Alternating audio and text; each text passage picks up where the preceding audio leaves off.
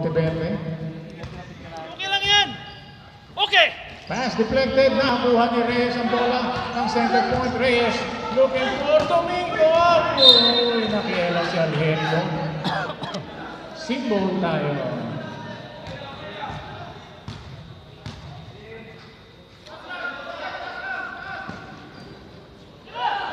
Escutin.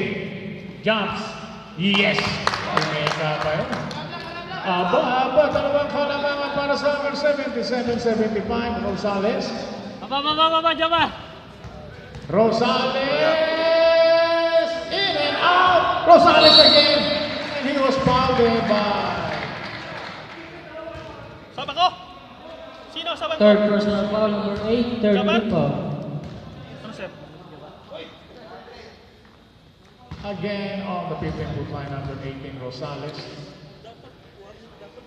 First shot, no good.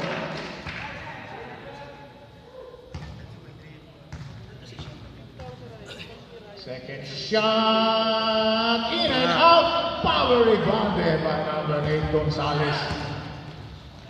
For Steve Nash. Against the Monteverde.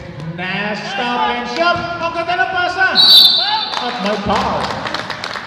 Penalty.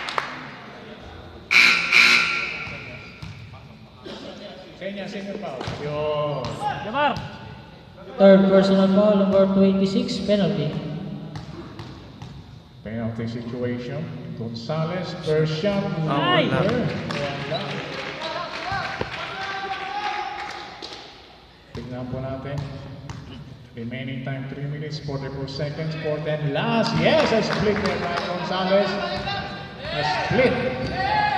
Nag-iisang kalamangan. Yeah, losing the ball. Napunta kay Steve Nash. Steve Nash. Escutin to Pacaro. Again, there's a foul.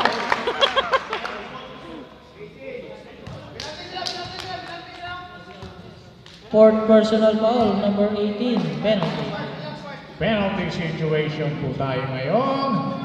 Up by 1 ang Hammer, but on the 15-foot line, number 8, Pacaro ng center point. Unang tira! Yes! Stop na naman po tayo sa 77. May langin natin. Oo. Tingnan po natin kung overtime. Yes! Laban na! Again ang center point, up by 1. Maganda laban to, 7-8, 7-7. Mangulang na.